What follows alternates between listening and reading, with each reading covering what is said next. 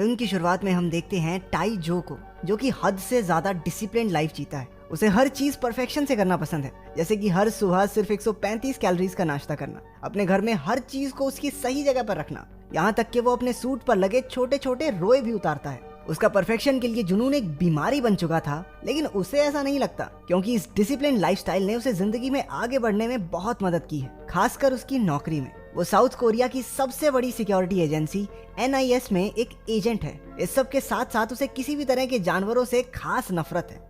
एक दिन जब वो लिफ्ट में एक आदमी और उसके कुत्ते के साथ था, तो उस कुत्ते ने टाइजू के मुंह पे मूत दिया और माफी मांगते हुए उसके मालिक ने पेशाब उसके पूरे मुंह पे फैला दिया। ऑफिस जाकर उसका मूड थोड़ा ठीक हुआ जब उसके कोलीग्स ने उसे एडवांस में प्रमोशन की बधाई दी। इसके बाद सभी को एक जरूरी मीटिंग के लिए बुलाया गया, जिसमें पता चला कि चाइना से एक VIP आने वाला है और उन लोगों को उसकी सुरक्षा का बंदोबस्त करना होगा। ये इवेंट चाइना और कोरिया के बीच 25 साल के अच्छे संबंधों की खुशी मनाने के लिए ऑर्गेनाइज किया गया है और इसमें किसी भी तरह की गड़बड़ बर्दाश्त नहीं की जाएगी। पता चलता है कि वो VIP कोई इंसान नहीं बल्कि मिंग मिंग नाम की एक पैंडा है। जानवरों से नफरत होने के बावजूद टाइजू इस काम के लिए वॉलंटियर करता है ताकि उसकी प्रमोशन पक्की हो जाए। इवेंट वाले दिन टाइजू ने सुरक्षा के पुख्ता इंतजाम किए थे। कई मिलिट्री डॉग्स को भी बुलाया गया था ताकि इवेंट में किसी भी तरह की गड़बड़ ना हो। टाइजू अपने जूनियर एजेंट क्रोनी से मिला, जो अभी अभी न्यूजीलैंड से लौटा था। उसे इम्प्रेस करने के लिए क्रोनी ने टाइजू को एक पेन दिखाया, जो 100 मील के दायरे में थोड़ी देर के लिए सभी बिजली उपकरणों को बंद कर सकता है। क्रोनी वैसे बुरा आदमी नहीं था, लेकिन उसकी किस्मत इतनी खराब थी कि वो हर जगह कोई ना कोई गड़बड़ कर ही देता था। इसलिए टाइजो ने उससे वो पेन ले लिया और ढंग से अपनी ही जगह पर रहने को कहा।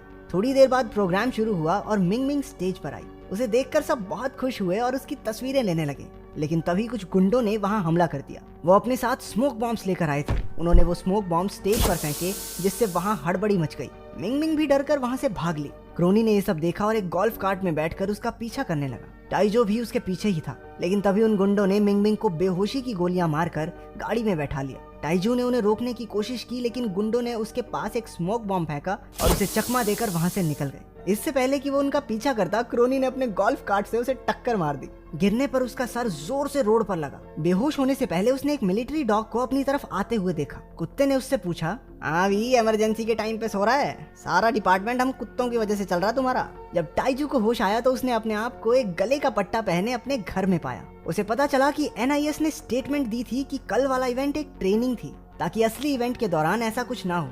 लेकिन ये सिर्फ मीडिया से मिंग मिंग के अगवा हो जाने की खबर को छुपाने का एक तरीका था। टाइजू अपने ऑफिस जाने के लिए घर से निकला, लेकिन लिफ्ट में उसे फिर से वही कुत्ता मिला जिसने उसके मुंह पे मूता था। लेकिन आज उसे कुत्ते की बातें समझ में आ रही थी। वो कुत्ता खुद से बात कर रहा था कि आज फिर से मौका मिल जाए तो मजा आ जाए, इसी के मुंह पे हल्का हो जाऊं। वो जल्दी से एक दुकान पर गया और बढ़िया खाना और कुछ दवाइयाँ ली, ये सोचकर कि शायद वो बीमार हो गया है। लेकिन उसके होश तो तब उड़े जब वहाँ पालतू जानवरों के सेक्शन में एक चूहे ने उसे खुद को खरीदने के लिए कहा और उसके साथ वाले कंटेनर में बैठा है जॉग तो कहने लगा कि इसे छोड़ के मुझे ले चलो अंकल, मैं बहुत बढ़िया हूँ, मेरे पे 500 रुपया ऑफ भी है।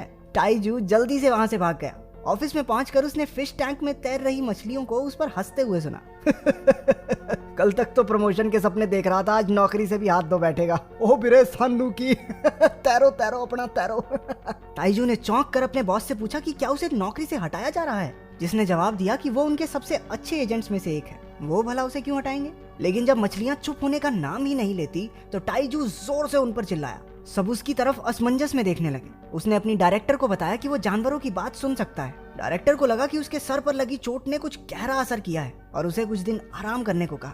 ऑफिस से टाइजू सीधा जू में गया, जहाँ नकली पांडा को रखा गया था। ये पांडा कोई और नहीं बल्कि क्रोनी था, जिसे कॉस्ट्यूम पहनाकर वहाँ छोड़ दिया गया था ताकि किसी को शक ना हो। जब टाइजू और क्रोनी कुछ बातचीत कर रहे थे तो क्रोनी ने गलती से अपनी कॉस्ट्यूम में ही आग लगा ली, जिसके बाद उसे अस्पताल ले जाना पड़ा। जब टाइजू घर लौट रहा था तो उसे एक फीमेल गोरिल्ला ने अपने पास बुलाकर कहा कि वो जानती है कि VIP पांडा कहाँ मिलेगा और एक मैगजीन के बदले उसे वो ये जानकारी दे देगी। टाइजू उसे नेशनल ज्योग्राफिक की मैगजीन देता है, जिसमें वो सेक्सी गोरिल्लाओं की तस्वीरें निहारती है। फिर उसने टाइजू को नाम के एक कुत्ते के बारे में बताया जिसे किडनैपर्स की सुगंध याद है। अगर उसने को ढूंढ लिया तो वो उसे मिंग मिंग को अगवा करने वालों तक ले जा सकता है। उस रात वो एक खाली पड़े घर में गया, जहाँ कुछ जानवरों को अपने वीरता के किस्से सुना रहा था कि कैसे उसने सर्बिया में कई सिपाहियों की जान बचाई थी। टाइजू को देखकर उन्होंने उस पर हमला कर दिया, लेकिन उसने उनके सामने खाना फेंककर उनका ध्यान भटकाया और लेकर भाग गया। घर जाते समय टाइजू ने किडनैपर्स के बारे में पूछा, लेकिन इस सिचुएशन का फायदा उठाते हुए कहा कि खाली पेट याद सा नहीं आता कुछ। वो टाइजू के घर पर आए, जहाँ मस्त भागना शुरू कर दिया, जबकि टाइजू उसके पीछे पीछे उसके पंजों के निशान मिटाता फिर रहा था। अगली सुबह जब टाइजू ने अपने घर में पहली बार गंद मचा हुआ देखा तो वो इसके लिए डांटने लगा, लेकिन तभी वहाँ उसकी बेटी सियो यान अपनी 2 दोस्तों के साथ पहुंची। उसकी माँ के गुजर जाने के बाद सियो यान और टाइजू के रिश्ते में काफी तनाव आ गया था। उसकी खतरनाक नौकरी की वजह से वो दोनों साथ भी नहीं रहते। आज उसकी बेटी का जन्मदिन है और टाइजू ने उसे एक अच्छी पार्टी देने का वादा किया था, लेकिन घर में गंद मचा देखकर वो समझ गई कि उसके पिता उसका जन्मदिन भूल गए थे। पर जैसे ही उसने को देखा वो खुश हो गई कि चलो पापा में थोड़ा बदलाव तो आया। टाइजू उसे सच्चाई बताकर दुखी नहीं करना चाहता था तो वो चुप रहा। इसके बाद वो एक पार्क में गए जहाँ पूरा दिन सियो यान के साथ खेली। शाम को उसके जाने के बाद पास में हो रही आतिशबाजियां को उस समय की याद दिलाती हैं जब वो सर्बिया में था, जिसके बाद वो थोड़ा उदास हो गया। जब टाइजू ने उससे इस बारे में पूछा तो उसे बताया कि उसे सर्बिया में उसकी मालकिन को मारने वाले इंसान की सुगंध अच्छे से याद है और ये वही आदमी है जिसने उस वीआईपी पैंडा को अगवा किया है। ने उस समय को याद किया जब वो अपनी मालकिन सोही के साथ एक बम का पता लगाने की कोशिश कर रहा था, लेकिन तभी एक दूर खड़े आदमी ने उसे डेटोनेट कर दिया।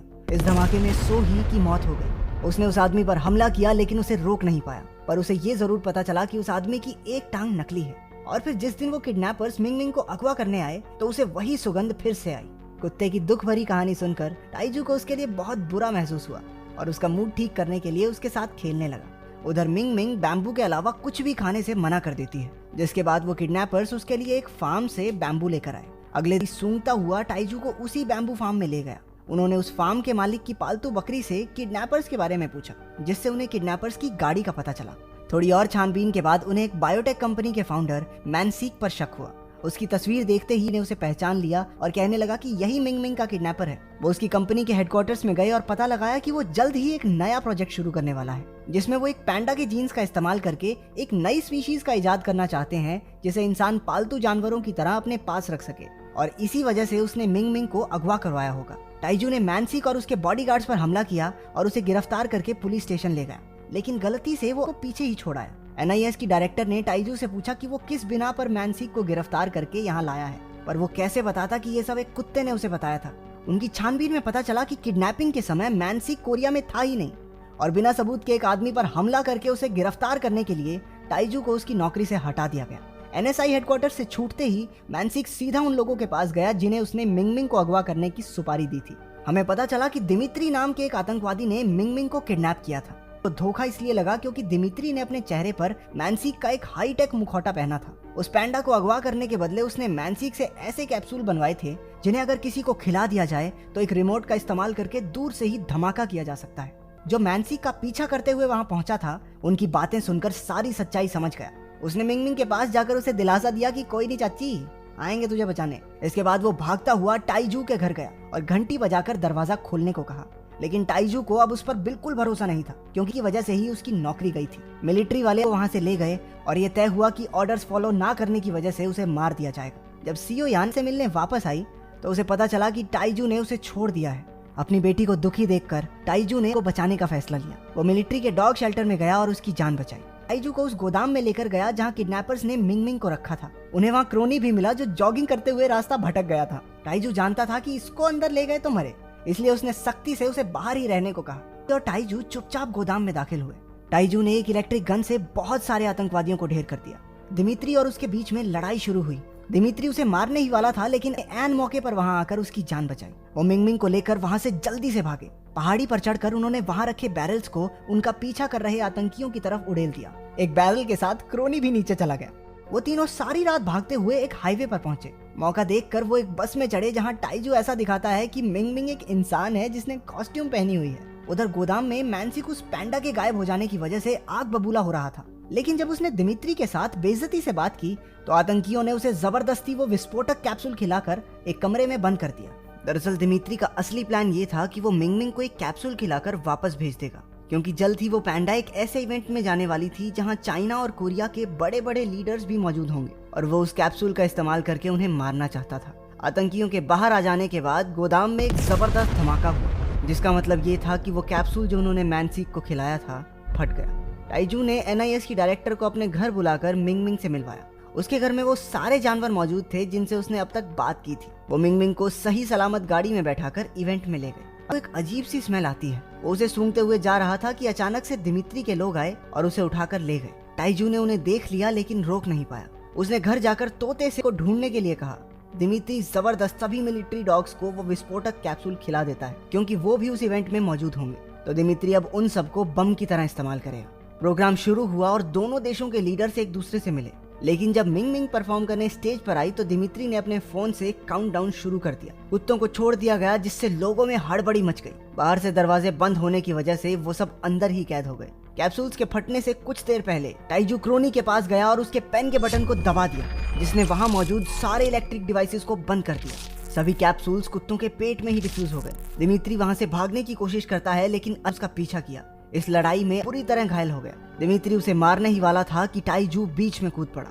गोली टाइजू को लगी। अगले दिन जब वो अस्पताल में उठा तो उसे पता चला कि जानवरों के अस्पताल में है। वो उससे मिलने गया लेकिन पहले ही मर चुका था। दोनों बाप बेटी लिपट कर रोने लगे, लेकिन डॉक्टर ने आकर बताया कि वो बस सो रहा है। आखिरी सीन में हम देखते हैं कि अपनी वीरता के लिए को NIS की डायरेक्टर एक मेडल से सम्मानित करती है। ऐसी और वीडियोस देखने के लिए चैनल को सब्सक्राइब करें, बेल नोटिफिकेशन ऑन कर लेना। मिलते हैं अगली वीडियो।